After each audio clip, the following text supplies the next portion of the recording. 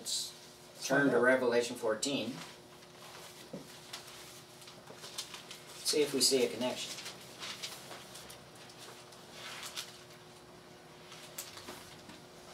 Revelation 14, verse 1. I looked and beheld the Lamb standing on Mount Zion, and with him 144,000, having his name and the name of his Father written on their foreheads. There's the name again. Now, in order for them to have the name of God written on their foreheads, they would have to be righteous. They would have to be like God. Family. The family name. Now,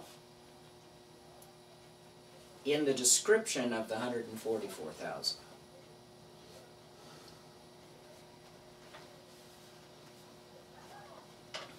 which starts in verse 4, it's verse 4 and 5. These are the ones who have not been defiled, and that could be by the woman. I know it says with women, but that doesn't really.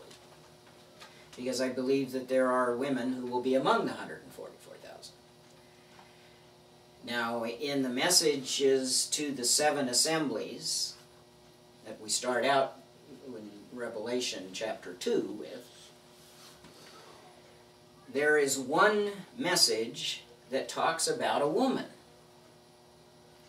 And it calls this woman Jezebel, and it says that she calls herself a prophetess, but she's not.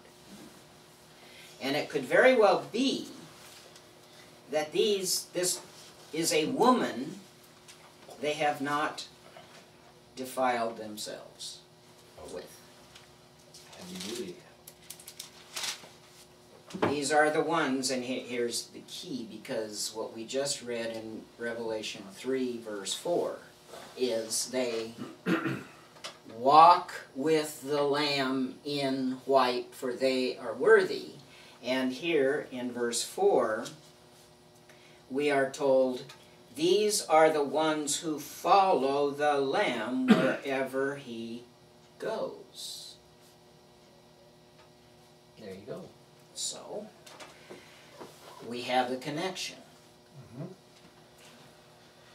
And last week, we were showing from Revelation chapter 3 the message to Philadelphia and the connection of the 144,000, a connection of the message to 144,000.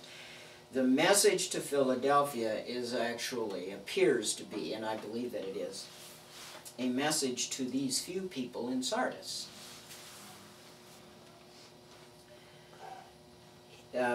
Is that because there's no admonition of fault?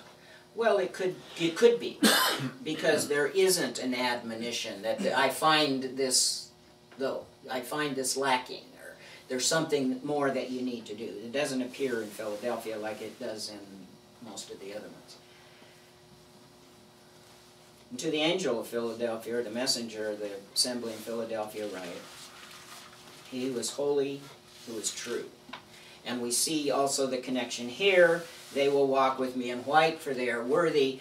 Jesus is identified as holy and true. He has the key of David. Now, the key of David is the key to the kingdom of God. He has the key because he is of the line of David. He triumphed, and he is the righteous king, and he has the key to the kingdom. And what he opens, no one will shut, because he has the key. And what he shuts, no one can open, because he has the key. if we consider back to the 10 virgins, we get a kind of a picture of this whole thing. The kingdom is the marriage feast, all set up and ready to go, and the door is open, and he says, you know, who's going to be the first ones to enter? Well, the first ones to enter are the 144,000. They're the first fruits. They're the first ones to enter. So he says here, look, I've placed before you an open door which no one can shut.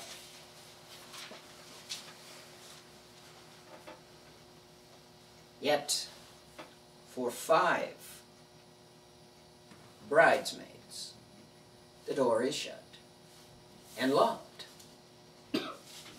and they cannot and will not ever enter. And no one can open it. Yes. I know your works. I know your works. Look, I have placed before you an open door, which no one can shut. Now, you kind of wonder, what does he mean by this? Yeah, of course. If he's put an open door, no one can shut. But think back to what Jesus talked about, the door and the gate and the way and so on, is that when he was speaking to the religious authorities, the Pharisees, the Sadducees, the experts on the law, the scribes, that were all given the privilege and the responsibility of bringing the people into the kingdom. That was their whole thing. What did Jesus say? He accused them of shutting the kingdom to the people, and they themselves wouldn't even enter. And we have the picture here where he's saying, look, you enter first, and then the kingdom will follow. He's giving us the picture that he is the one. And then he's saying here, look, not even the experts on the law can shut the door to you. That's what the implication is here. I have placed before you an open door which no one can shut. Because you have little power or strength, and have kept my word. There it is again. If you abide in my word, you are truly disciples of mine. It is the word. It is the words, if you will. The testimony of Jesus. It is the testimony of Jesus that is the key to entering. Because you have kept my word and have not denied my name. Now, the Greek word here for name also carries with it the connotation of authority. The name is the authority. He's saying that I have the authority to say what I say. I've been given the authority. And the word denied is kind of a nice way of saying what the word actually means. The word actually means abnegated, to set aside, or to